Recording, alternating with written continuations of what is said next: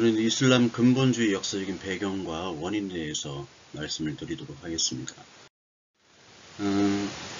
1993년도에 문명의 충돌이라는 책이 나왔죠. The Clash of Civilizations. 사멜 헌팅턴이 이제 맨 마지막에 이 문명들이 충돌하는 시기가 오는데, 8개의 문명들로 나눠져 가지고 유교 문명, 또 아시아권은 이제 일본 문명으로 나눴어요. 일본을 굉장히 좋아했던 사람이었습니다. 근데 맨 마지막에 이제 이슬람 사회와 기독교 간의 대결, 여기 이슬람과 기독교 간의 대결, 요 대결을 나타내고 있고, 특히 그 93년 후에 이제 9.11 테러가 여기 발생을 하죠. 오늘 9.11 테러 20주기를 맞이했죠. 9.11 테러 20주기를 맞이한 오늘 시기에 이렇게 엄청난 이 사건이 이루어지게 되는 것이죠. 그래서 이 문명의 충돌로 인해서 정말 이슬람과 이 서구 기독교 사회의 대결이 맨 마지막이네요. 그래가지고 이 세대주의자들은 이슬람과 기독교를 그 아마게돈 전쟁에다가 비교를 하고, 그래서 그 세대주의자들은 이 마지막 대결이 바로 이슬람과의 대결이다라고 얘기를 하는 분들도 있습니다. 근데 그것은 잘못된 판단이고, 모든 하나님을 대적하는 것이 바로 기독교 문명, 반기독교 문명이죠. 그래서 그 반기독교 문명과 대결을 하는 것이 마지막에 아마게돈 전쟁이고, 그리고 사실 그거는 어떤 영적인 전쟁인 성질이 강한 것이죠. 그래서 이 근본주의가 어떻게 생겨나느냐, 이렇게 알카에다가 월드 트레이드 센터를 부시고, 그리고 많은 3,000명이 넘는 사람을 죽게 하고. 근데 이 이슬람 근본주의, 이 원리주의는 반기독교, 서구 세속주의의 대항운동으로부터 시작이 됐습니다. 그리고 16세기 후 이슬람의 회복 자해식 운동이죠. 그 16세기 전까지는 그 이슬람이 그 서구 사회보다 더 강한, 그리고 많은 지식과 또 학문들을 가지고 있었죠. 더 발달한 과학을 가지고. 그래서 이 이슬람은 아리스토텔레스, 헬라 철학, 그리고 플라톤 철학을 가지고 있던 사람들이었어요. 서구 문명 없었고. 그래서 이븐 시나나 이븐 루시드라는 그 철학자들은 이슬람 철학이 없었습니다. 그래서 이슬람 철학을 만들고자 아리스토텔레스를 도입하고 플라톤을 도입했죠. 그게 사실은 어떤 신학으로 정리가 되고, 그런 것들 아퀴나스가 많이 사실은 차용을 했습니다. 그랬던 사람이었는데, 이 이슬람이 르네상스 혁명 이후로부터는 이슬람이 이제 서구권으로 밀리기 시작하죠.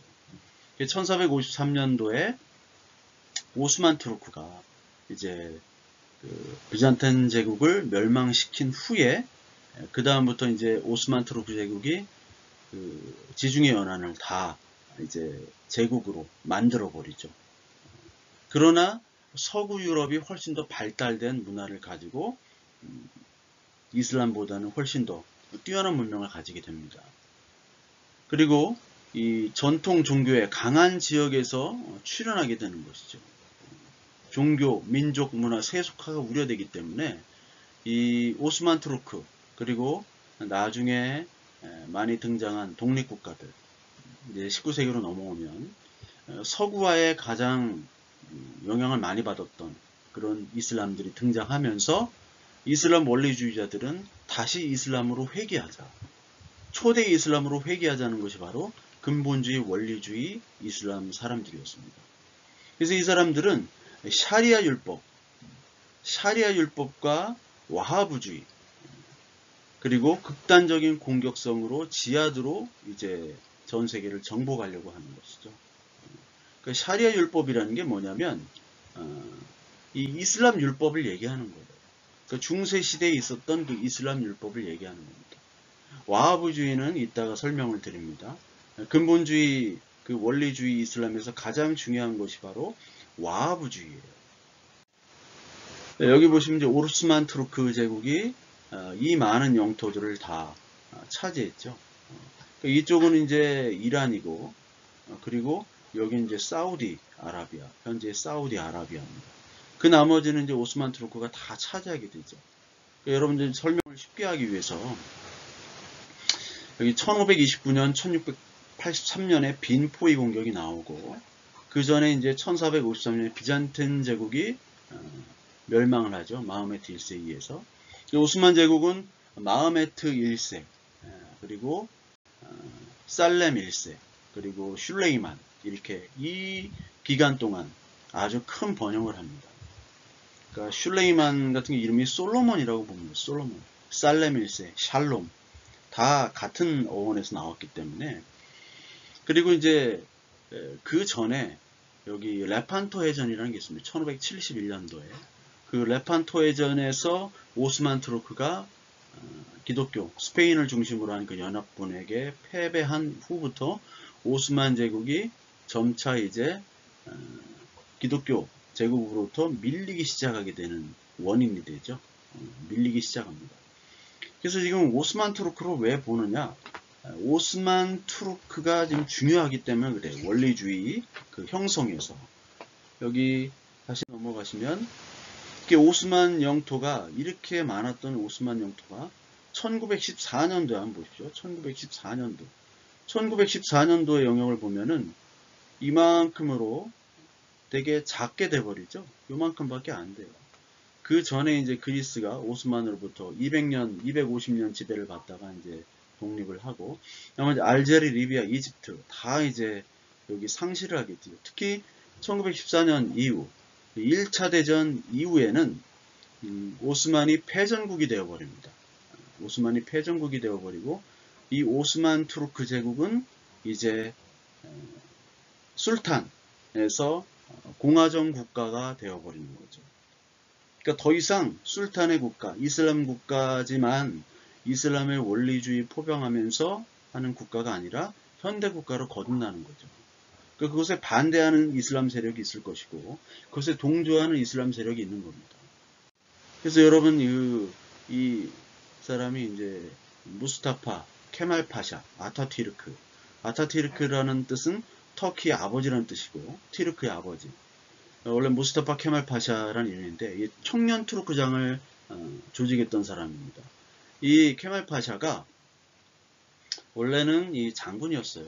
특히 이제 1차 대전 때 동맹국 측에 섰거든요. 연합국 측에 안 쓰고 패전 국가가 돼가지고 이 오스만이 갖고 있는 많은 영토들을 다 영국과 프랑스에 의해서 분할 통치가 돼버립니다.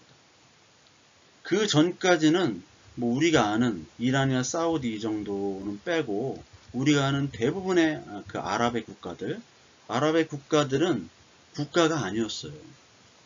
그냥 종족들이 모여있는 지역들이 어떻게 분할돼 가지고 나라가 된 겁니다. 그러니까 이 오스만 투르크가 패전함을 따라서 이 케말 파샤가 청년 투르크당을 이끌고 공화정을 만든 거죠. 그러니까 그 전까지 술탄 제도는 없애고 이제 이슬람의 색을 완전히 벗어버리게 한 겁니다. 케말 파샤가. 그래서 이 케말 파샤가 장군일 때 갈라폴리 전투 2차 대전 때 그때 승리를 이끄는데 그 맞싸워서 싸웠던 그 연합군 영국의 해군 책임자가 바로 윈스턴 처칠이었죠. 윈스턴 처칠이 갈리폴리 전투에서 엄청나게 이 케말 파샤에게 패합니다. 근데 윈스턴 처칠이 대단한 것은 그가 패했음에도 불구하고 다시 중령으로 1차 대전 현장으로 복귀를 합니다. 그 해군 장관이 해군 총독이 중령으로 다시 복귀를 해서 현장으로 가는 거예요. 전투. 참 공부도 못했고 그냥 금수저였지만 별 볼 일 없었던 그런 사람이 뚝심하는 대단한 거예요. 우리가 평가를 해야 되죠. 하여튼 이 케말 파샤를 보게 되면요. 이게 옛날에 그 케말 파샤 지폐고 요거는 현재 지폐입니다. 이게 100만 리라죠. 제가 20여 년 전에 그 터키에 있을 때 요 지폐들을 많이 가지고 다녔어요. 터키 여행할 때. 그러니까 동전도 100만 달러 동전이 있어요. 100만 리라 동전이. 그래서 이거를 이제 화폐 개혁을 통해서 바꿨죠. 그 당시 100만 리라가 한 1,000원 정도 됐습니다. 제가 버스를 타고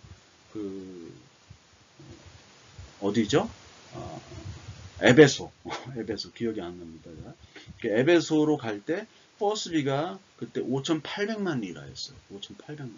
그걸 다 일일이 막 계산을 하니까 지폐가 엄청나요. 그러니까 이 터키의 지폐는 다 이 케말 파샤의 얼굴이 그려져 있습니다. 뭐 5리라, 10리라, 220리라, 50리라, 100리라 다 있는데 다 그러니까 여기 건국의 아버지예요. 그렇게 되다 보니까 1차 대전 이후에 이슬람 사회가 완전히 바뀌게 되는 거죠. 이슬람 사회가 완전히 바뀝니다. 자, 이슬람 사회를 보게 되면 서구 열강으로부터 독립을 하게 됩니다. 그렇죠? 그러니까 영국과 프랑스 중심이라는 거예요. 영국과 프랑스 중심으로 독립을 하는데 여기 제가 그 베스트팔렌 조약이라고 나왔죠. 베스트팔렌 1648년도 조약입니다. 그러니까 30년 전쟁 후에 하도 신교와 구교와 싸우니까 신교와 구교, 종교와 그리고 민족에 따라서 영토를 나누게 된 거죠. 그 전까지는 유럽이 아니었는데 그 베스트팔렌 조약 이후부터 이제 유럽이 나라다운 유럽이 이제 세워지게 된 거죠. 종교에 따라서 나라를 세우고 인종에 따라서 세우게 되고. 근데 이 1차 대전 후에 오스만 투르크가 점령한 지역들은 이제 영국과 프랑스로부터 서구 열강들이 독립을 하는데 다시 영국과 프랑스의 소유가 되는 거죠. 그러니까 오스만 투르크는 독립이 되는 건데 오스만 투르크가 로부터 독립을 되는 건데 서구 열강 프랑스와 영국이 다시 어떻게 보면 식민 통치를 하는 거죠.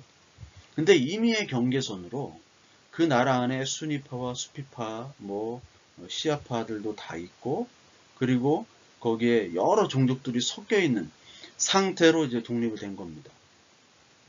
그에 따라서 이제 터키는 공화국이 수립되고 술탄이 폐지돼요.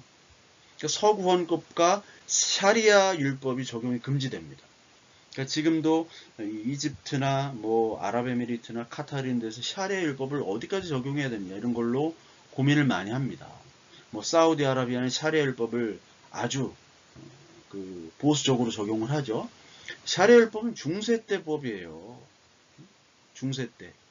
600년대, 700년대의 법을 그대로 가져온다는 게 말이 안 되죠. 그러니까 터키는 이제 술탄, 그러니까 어떤 칼리프 제도가 이제 술탄으로 어떻게 바뀌었는데, 그러니까 마지막 칼리프의 국가가 완전히 이제 서구헌법 국가로 바뀌니까 그 나머지 이 전통과 문명을 유지하려고 했던 이슬람 율법을 유지하려고 했던 많은 사람들의 갈 길이 없어지는 거예요. 그렇다고 정부가 수립된 것도 아니고요. 합법적 이슬람 정부 국가 수립이 과제가 됐는데 그때 구심점이 바로 이집트였습니다. 이집트가 바로 구심점을 가진 국가가 바로 이집트였죠. 근데 나중에 이게 사우디로 바뀝니다. 이집트가 그 역할을 하지를 못했어요. 이집트가 잘 하지를 못한 거죠. 그리고 부정부패가 많았고 이제 사우디 중심으로 바뀌게 됩니다. 사우디의 오일머니로 말미암아. 그리고 정부에 대한 기구 혼란과 무능과 부패. 혼란하죠. 그 한 나라에 나라도 아닌데 나라인 듯하고 이런 그 나라 정부 구성이 시아파도 있고 수니파도 있고 혼란한 겁니다. 시아파 수니파는 여러분 아시다시피 철천지 왼수예요. 서로 테러를 합니다. 거기에 부정과 무능과 부패 이거를 참다 못해서 그 와하부주의, 와하부가 이제 사람 이름인데 살라피주의도 있습니다. 와하부보다 조금 더 극단적인 게 살라피주의예요. 이 와하부와 살라피주의 등장으로 말미암아 사우드 왕족 중심의 국가가 건설된 게 1932년도에 사우디아라비아입니다. 이 사우디아라비아가 이제 하나의 통치 개념, 하나의 이슬람 원리로 통치를 해야겠다. 서구와 기독교를 배제하고 그들을 적대시하면서 우리의 전통과 문명 그리고 이 율법들을 지켜나가는 그런 이슬람 원리주의 국가를 만들어야겠다 한 그 국가가 바로 사우디아라비아였습니다. 그게 이제 이 와하부주의와 살라프주의가 바로 이 이슬람 원리주의, 근본주의, 우리가 얘기하는 IS, 탈레반, 그리고 알카에다의 사상입니다. 그래서 와하부주의와 살라프주의를 보면요. 여러분, 하마드 이븐 아발 와하부, 이게 1703년부터 1792년까지 살았던 분이죠. 옛날 분 친구 진짜 오래 살았어요. 마호메 시대로 회귀하자. 마호메 시대로. 그리고 코란의 문자적 해석입니다. 샤리아를 철저히 적용을 한 겁니다. 그래서 이 샤리아를 적용하면서 여기는 순위파이기 때문에 전 세계 순위파가 85에서 90% 되고 나머지는 이제 시아파라고 봐야겠죠. 그러니까 시아파는 이란에 많고 그 다음에 이라크 그리고 주로 이란과 이라크가 주로 돼 있죠. 그래서 이라크가 옛날에 사담 후세인은 순위파였어요. 그러니까 순위파 35% 정권이었고 나머지 60% 이상은 이 시아파였는데 지금은 시아파 정권이 가지고 있죠. 그 순위파와 시아파의 갈등이 이라크에 시작되고 거기서 반발로 말미암아 순위파 극단주의 무슬림들이 이제 IS로 많이 흘러들게 되죠. 그래서 이 와하브주의는 시아파나 수피파 그리고 서구 철학과의 전쟁을 선포했어요. 그 방법이 지하드죠. 성전이죠. 그러니까 살라프주의라는 것이 또 있는데 이 살라프는 조상이란 뜻입니다. 초기 7세기 이슬람 사회의 영광과 순수성을 회복하자. 와하보다도 더 강성입니다. 그리고 이 경제빈곤, 내전, 민족, 종파 갈등, 순위파, 시아파 갈등, 부정부패 이런 것들이 너무나 많다 보니까 하나의 원리를 필요로 하게 됐어요. 그것이 바로 와하브주의고 살라브주의다라고 극단주의 무슬림들이 그것을 가지고 이제 IS, 탈레반이 되는 거죠. 거기에 대외적인 변화로는 이스라엘이 건국됩니다. 중동 전쟁. 이것으로 말미암아 그 아랍계가 위협을 받기 시작합니다. 이스라엘과 미국의 참전으로 말미암아 그 아랍이 3차 중동전쟁, 4차 중동전쟁까지 다 지게 돼버리거든요.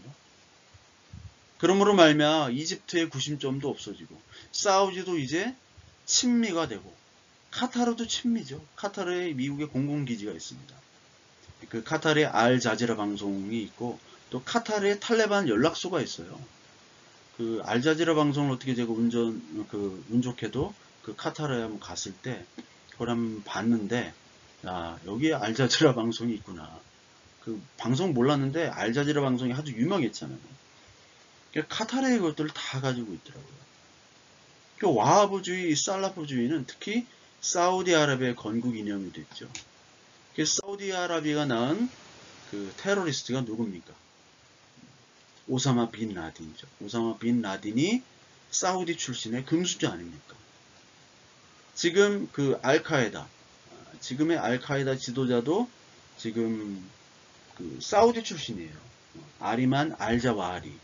이 사람이 외과 의사면서 동시에 이 사람도 금수저예요. 귀족이에요. 근데 외과 의사면서 이제 알카에다의 지도자죠. 이 사람한테 2,500만 달러의 현상금을 미군이 걸었습니다. 그러니까 이 IS가 뭔지, 알카에다가 뭔지, 탈레반이 뭔지 여러분 헷갈리시죠? 이거를 여러분 다음 시간에 말씀을 드리고 또 그 다음 시간에는 시리아 전쟁이 가장 중요합니다. 시리아 전쟁은 지금 아랍 세계의 판도를 바꿀 수 있는 전쟁입니다. 그리고 시아파 그리고 수니파의 대결이자 소련, 러시아죠. 러시아, 터키, 미국, 여기 중국까지 가세를 했어요. 거기에 크루즈족 문제까지 생겼기 때문에 이 시리아 문제, 시리아 전쟁의 판도에 따라서 이 아랍 전체의 세계 판도가 바뀝니다. 그것에 대해서 말씀을 드릴 겁니다.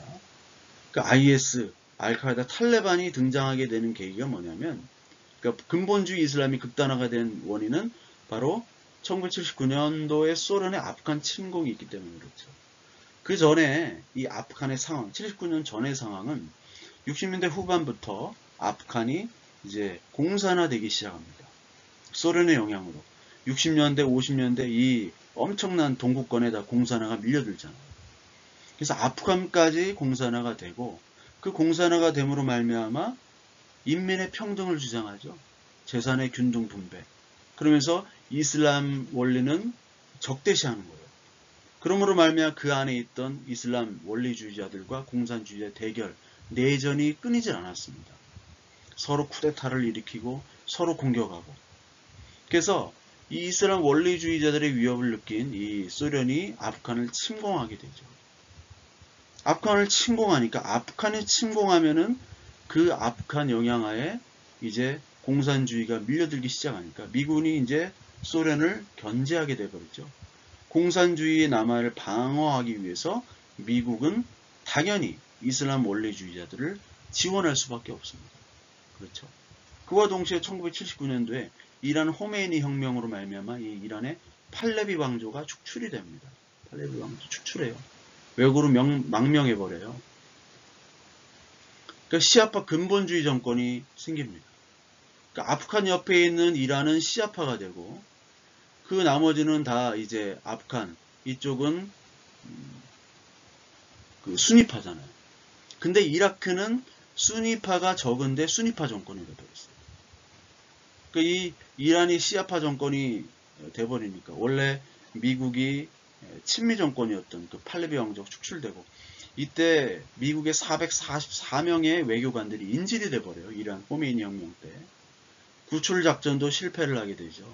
미국이 아주 역사적인 수치라고 기록이 되는데 이로 말미암아 이제 극단주의 이슬람, 이 원리주의자들이 성장하게 됩니다.